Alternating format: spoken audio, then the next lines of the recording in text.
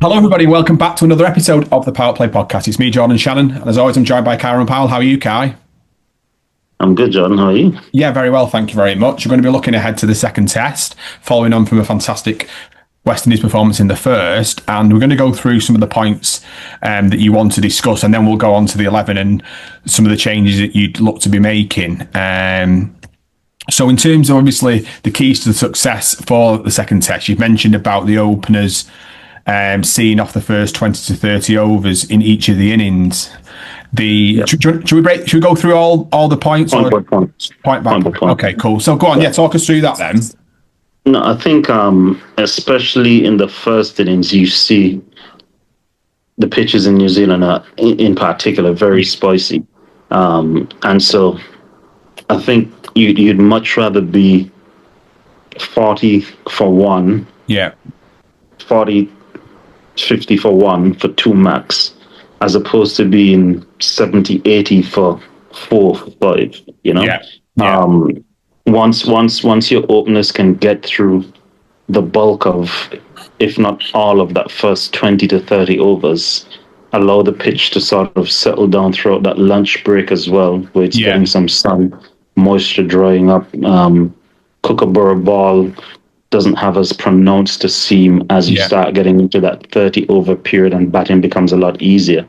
I think based on what we've seen in the first test match, it should be a lot easier for the West Indies middle order to get in, and once they get in, to go big and get a big score, because again, you've seen New Zealand have made some changes to the squad with injuries to quite a few key players, and then the bowlers that remained had a heavy workload.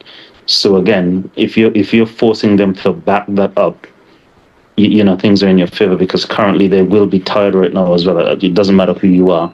60 overs as a fast bowler, running in time and time and time again. And then if you have to bowl first and you have to be in the field for a next day and a half, it's going to be in the favor of the West Indies.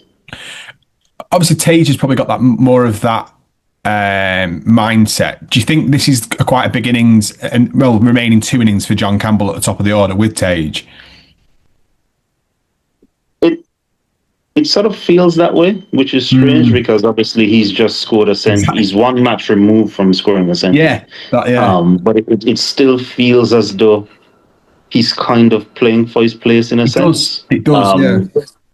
I think they'd be looking for, and he'd be looking for himself, some sort of element of consistency. So, I mean, obviously you want to be expressive, free-flowing, whatever, but I think given these conditions, he'll probably be, I guess, best to rein it back a bit, taper the approach, especially in that first session. If you get through that first session, batting becomes that much easier. I think, on the other hand, someone like Tage should be looking to take a leaf from his dad's book. You know, I think people think that his dad was a defensive player. I have like such a contrasting view of Shidner and Shandapal, because I think that obviously he batted for long periods of time, but I think that Shiv was actually someone that was very good at manipulating the field and maneuvering the fielders to where he wanted them and rotating the strike. So I think that Tage will do well to sort of rotate the strike, like get off strike. His aim should be, as much as possible, get off strike. It's not about hitting boundaries or anything, but like if he can sort of score a strike rate anywhere between 40 and 55, it go a long way to helping the West Indies to be in better positions earlier as well. Yeah. Then your next point sort of leads into that in terms of wanting to bat 120 overs in excess of 120 overs in that first innings. But if your openers are batting the 30, you're looking to see, you know, your top 6 and your top 7 there to bat a remaining 90s, and is a very achievable task, let's say. 100%, because I mean, batting gets easier. Obviously, as I said, the bowling attack is already tired. They've drafted in guys that are not experienced. You know, you're going to have at least one person making their debut. So everything then sort of becomes more in the favor of the West Indies team going into the second game. So you want to keep them out in the field as long as possible. Heavy legs equals lots of runs for lower order batters once the top order has sort of set that platform. Of course. And that's ultimately what you want to do. You want to keep them out there 120 overs, that's only 4 sessions realistically.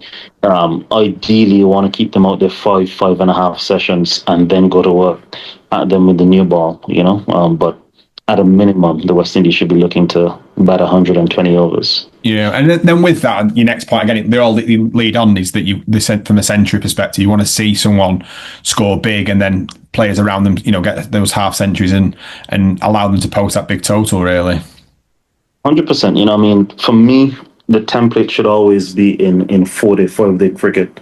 One person in the top 6 scores a century. 2 other people in the batting unit. Based on the team that I've selected, it goes down to 8. 2 other people scoring half centuries, and West Indies looking to post a total of 350 plus. Obviously basic maths tells you that if somebody scores just 100 flat and 2 guys score 50 flat, that's already 200 runs. So you're looking for a next 150 runs from the rest of your 8 guys that go to bat, including extras, etc. And if you're talking about across 120 overs, then it becomes very realistic and very easily broken down session by session if you look at it that way. Yeah, definitely. And I think that point that you mentioned there about session by session, it's quite key to do that, have that strategy, have that planning, from a session by session basis. And then moving away sort of from the batting was something that we spoke about in the podcast previously, and leading into it especially was the catches win matches. And, we can't be affording to give these good players second and third chances, especially in home conditions. 100%. I think that's also, people look at the element of should the West Indies have gone for the runs or not, but you think of it, Rachin Ravindra got dropped, I think 2 or not at least 2 times. Twice, I was going to say at least twice it was, yeah. Yeah, but I think it's 3 times before he got to 30, and then he went on to score obviously 176 runs quite quickly. So you take away 140 runs from that, the West Indies would have won the game with time to spare. You want to give yourself the best chance possible. Obviously, knowing that New Zealand, is a very difficult place to tour at the best of time for the West Indies. So you want to maximize on every opportunity you get to get wickets, and so you don't want to be dropping guys. You don't want to be dropping guys at all in Test cricket, because it's hard to get people up, but you don't want to be dropping guys 2-3 times. Imagine if that were Kane Williamson, and he were in that kind of form, which, that's also something you'll have to factor in as well. Obviously, first game back, he was a bit rusty.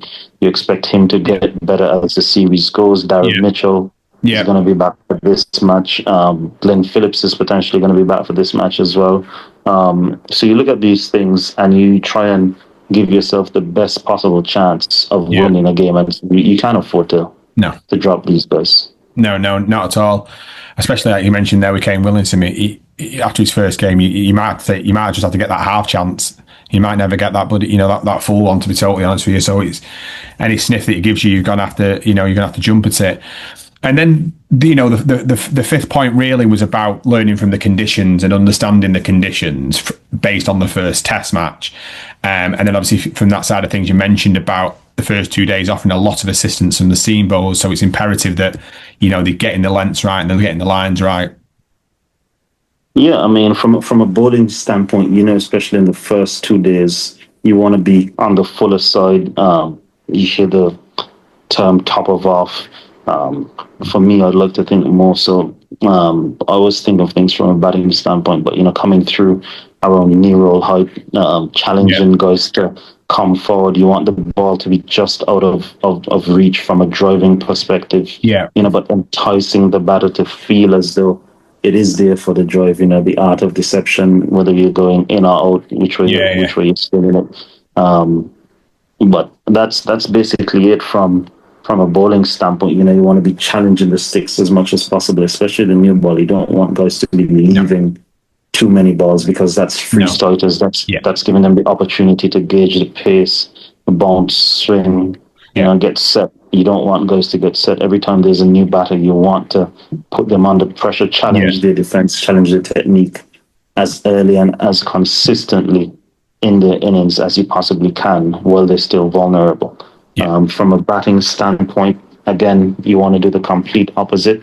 You want to leave as many balls as you possibly can, force them to bowl to you. Obviously, conditions like this where you saw most of our guys getting out caught behind. Yeah. You want to force them to bowl you straight away. You can hit the ball more under your eyes or through the leg side, as opposed to trying to drive the ball, whether it is through mid-off, through cover, that sort of stuff where you have not as much control. Your hands are away from your body, especially earlier on in your innings. Yeah, no, I completely agree with you in that, and then leading obviously from a bowling standpoint is the point that you mentioned in the here about fast bowlers will win you the game. Spinners will set up the game by holding a tight end, allowing fast bowlers to rest and then come back fresh. So before we go on to your 11, talk me through that in terms of that really. I am of the opinion that batters set up games and bowlers win games, because you need to get wickets to win games. Even if a team declares second innings round, you still need to get those 10 wickets or whatever the case is. So bowlers win you games. Batters can set good scores, first innings lead. Those type of things are important. But from a bowling standpoint, in terms of how I'm talking about bowlers win you games, the obvious thing is to get 20 wickets. But the use of your bowlers in these conditions as well. For me, I think 5 seamers, as I mentioned in the previous episode, is 1 too much. I would go 3. Not 3. I would go 4. That including Justin Graves. Right. Okay. How I would sort of use my bowlers is, obviously you have Kemar Roach and Jaden Seals opening the bowling. Whoever's having a better day on that day, I'll sort of run them through to the first hour. So the other guy, I'll give probably 4 overs, and then bring in my first change bowler. So technically you get 14, 15 overs in an hour. Yeah. So for example, Kemar Roach is having a good day.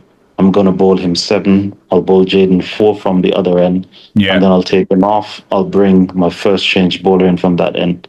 After the water break, I'll bring Kemar Roach back for another 3 from this end to start the second hour. And then I'll bring my 4th seam bowling option to replace my 3rd change bowling option from the other end. So you have guys consistently coming at the New Zealand top order, maximizing that new ball and getting as much out of it as you possibly can, while it's still offering the most to the seamers. Once it sort of dies down and you get into, your post-lunch, your post-tea sessions, that's where you sort of start having one of your spinners holding up an end and you're rotating your seamers from the other end, or if there's an opening, then you bring back a seamer from both ends and you attack every time there's a new batter in. And then once things sort of settle down as well, again, you start having your spinner holding up an end again, and then you use seamers from whichever end is most productive for the seam bowlers on that day, and try and peg away, be patient until you get a breakthrough. And that's how you sort of rotate your bowlers throughout the day. Yeah. Right. Okay. So the last point you mentioned, it was from a summary perspective, really, is obviously how flat probably New Zealand are feeling at the minute. They're wounded. Keep them in the field for as long as possible, and it will pay off. So as the test match goes on into day 4 and day 5. Exactly. You don't win a test match on days 1, 2, or 3. Well, Australia. Sorry. Sorry, I'm talking to the wrong person about this. But you go a long way towards losing a test match on days 1, 2, 3. But you can set up a test match, obviously, for days 4 and 5 in terms of realistic, the lifespan of what a test match should be. As I said, New Zealand are wounded, they're hurt, they're going to be inexperienced as well. Yeah, you keep them in the field. You have the guys that played in the last match, those 2 guys bowling big overs, having heavy workloads. the new guys coming in, inexperienced guys, you can put them under pressure if they've been in the field for a long period of time as well. Yeah. That makes scoring a lot much easier. You keep them in the field for a long period in the first innings, scoring is going to be very easy in the second innings. Tired bodies, jaded minds. And that's how the West Indies should be looking to set this up, because I think the West Indies now have a real opportunity not just to look to draw another game, but to potentially steal maybe 1 or 2 games here based on how they play these next 2 matches. Yeah, no, I'm with you on that. And then with this in mind, I think now obviously we'll break down the 11 that you've selected with John Campbell, Tej Chandapal opening the batting, Brandon King at 3, Shea Hope at 4, Kevin Hodge at 5, Justin Graves at 6, Roston Chase at 7, Tevin Imlach with the gloves at 8, Kemar Roach 9, Jaden Taylor at 10, and OJ Shields at 11. So, as predicted, for the listeners in the previous episodes, that was obviously, it seemed like that was going to be the 11 you went with. The point, obviously, really the point I was wanting to run by you've sort of covered really, which was obviously getting rid of a seamer to bring in a bit more depth, obviously from a batting perspective, but also that other bowling option in Kevin Hodge. But in terms of the 11 aspect there, is there anything more you want to discuss really of why you've left out the players, certain players really? Well, I think I'm going to bring in Brandon King because he's only played 4 matches, missed the last test match in India. I'm not sure if he was dropped or whatever the case is. Obviously didn't start this series, so I could only assume he was dropped. But I think for me, Alec Athens has obviously raw potential, raw talent. I think that needs to be harnessed a bit more. So for now, I will be going with Brandon King at number 3, Kevin Hodge at 5. As I said, he lengthens the batting to me. I think the batting was a bit short. If you had that extra batter, you might have been in a position where you could have pushed for the win because of the length. So now Kemar Roach should have been coming in at 9 as opposed to 8, which, kudos to him the way he played, but it just feels like it's one position too high. If that makes sense. So I think him at 5, Graves at 6, Roston at 7. Roston hasn't really scored much runs since he's come back into the team. No. You put him at 7, where as we sort of mentioned, if the openers can see off that period and the mid order can sort of get through the hard yards and go big, he will genuinely be coming in then sort of towards a second new ball, tired bodies, or after a second new ball, tired bodies, where it's easier to get into an innings, get into a flow and rhythm of an innings and score some runs and build that confidence back up. Same thing for Tevin Imlach, to me, who looks like he needs some sort of confidence. He doesn't look assured what's batting at this level. He needs to get some sort of score to settle him down. So, again, him slotting down one spot as well, I think gives him a better opportunity to sort of build into an innings, potentially coming in with no scoreboard pressure and being able to play a lot more freely. So that's how I would have gone about it.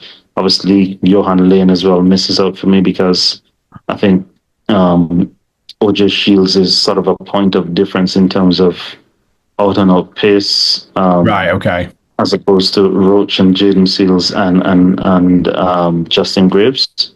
So I think you'll go with him as opposed to Johan Lane, and then you have spin bowling options of Roston with off spin and Kevin Hodge with left arm spin.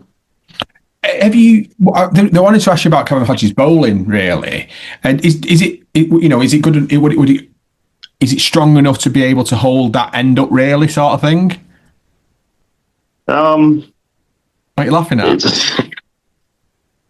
It's okay. Right. I personally, I don't have any nightmares about it. I don't think he's gonna get me out, but he can do a job in terms of allowing that rest. He can give you, because you don't need him to bowl 30 overs. We're not in Asia. You need him to give you 3-4 overs in a session. He can do that quite well enough. Yeah. And go at 3-4 runs and over. And you take that. You take him got exactly. bowling. Yeah. Exactly, because he'll just be sort of a makeshift part-time bowler to get through a period where your bowlers want a half an hour, 40-minute rest and then come back. And then again, he'll be sort of splitting that workload with Roston as well, depending on left, right, that sort of stuff as well. Yeah. So. Yeah, of course.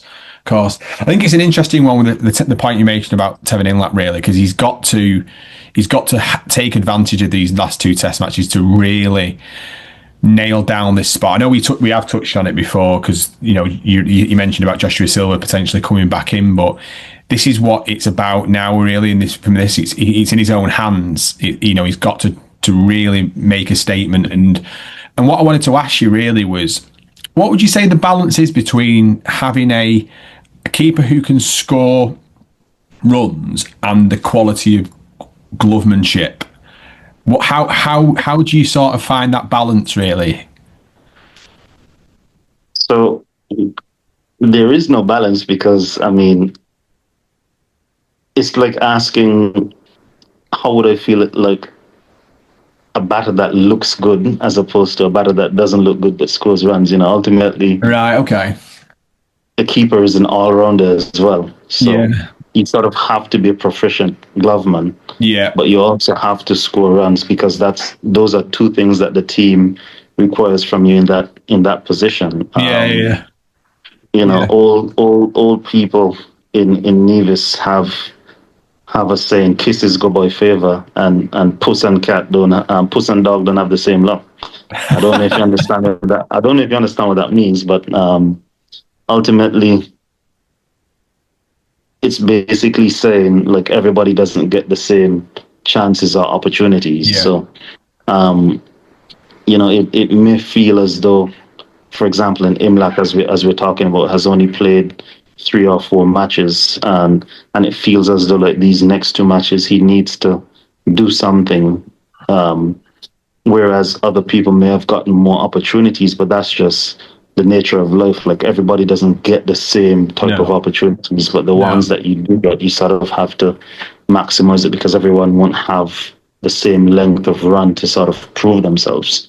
For his sake, I hope that he gets a score. Preferably if he can get a half century in both matches, that would be ideal. Show that he's capable of holding the bat at this level, because he's someone that obviously captains Guyana and bats quite high in their team. As I think he bats at number 4 or number 3, and scored quite a bit of runs last season as well. So you want to be able to show that you can replicate that at some level, at some form at this level. Anyway.